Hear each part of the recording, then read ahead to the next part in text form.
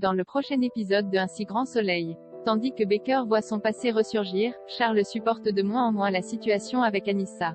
Attention, les paragraphes qui suivent contiennent des spoilers sur l'épisode d'Un si grand soleil diffusé demain soir sur France 2. Si vous ne voulez rien savoir, ne lisez pas ce qui suit. Jeudi 7 octobre dans Un si grand soleil. Baker voit son passé ressurgir. Janet trouve son compagnon particulièrement tracassé depuis la veille et se demande si ce n'est pas le mariage qui le met dans cet état. Après avoir assuré que non, Baker indique qu'il travaille sur une enquête qui lui prend un peu la tête. Pendant ce temps, Manu interroge Martha, la femme de Laurent Viel. Les larmes aux yeux, elle raconte avoir dîné avec son mari la veille de sa mort. Ce soir-là, le couple s'est disputé car Martha a avoué à son mari avoir eu une liaison avec Tristan Chapuis, le directeur de l'opéra. Compte tenu de ce témoignage, le capitaine Léonie imagine que les deux hommes ont pu se battre et que cela a mal tourné. Il convoque donc Tristan et insiste pour qu'il lui dise la vérité.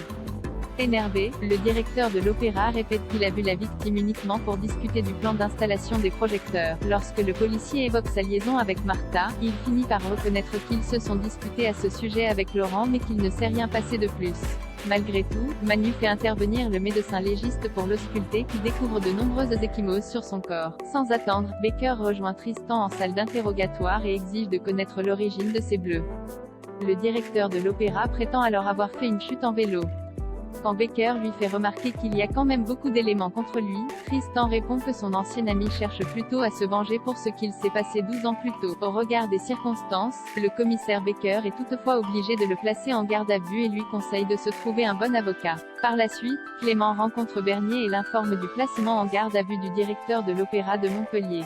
Tristan Chapuis étant une figure emblématique du monde de la culture dans la région, le procureur invite cependant le policier à se montrer vigilant. En toute transparence, Baker précise qu'il connaît Tristan depuis des années avant de lui garantir son impartialité. De retour chez lui, Baker est soucieux, ce qui n'échappe pas à Janet. Il raconte alors que le principal suspect de l'affaire sur laquelle il travaille est Tristan Chapuis, un ami de longue date qu'il n'avait pas revu depuis une dizaine d'années. En réalité, Tristan était l'amant de son ex-femme et c'est donc à cause de lui qu'il a divorcé.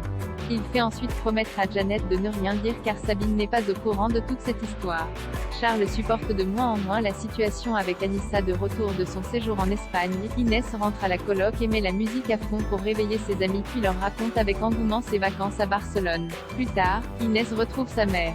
Surprise que sa fille soit partie en week-end en pleine rentrée scolaire, Mo voudrait savoir si elle souhaite arrêter ses études. Même si la jeune femme reconnaît qu'elle se pose des questions, elle refuse toutefois d'en parler davantage. En parallèle, Anissa et Charles sont seuls à la coloc. Au moment où elle lui signale qu'il ne l'a pas regardée une seule fois depuis qu'elle est rentrée dans la pièce, Charles répond qu'il a envie de lui sauter dessus quand il la voit. Immédiatement, elle se jette dans ses bras et l'embrasse. Après avoir partagé un moment d'intimité, Anissa culpabilise pour lui changer les idées. Charles l'invite donc à aller boire un verre mais elle décline. Par la suite, Charles, qui ne supporte plus de voir Anissa et Antonin si amoureux, se confie à Elliot. Bien que la jeune femme ne quittera jamais Antonin, Charles est convaincu qu'il se passe quelque chose de fort entre eux et qu'Anissa est amoureuse de lui. Pour Elliot, il fait fausse route et il lui conseille plutôt de la quitter avant qu'il ne souffre.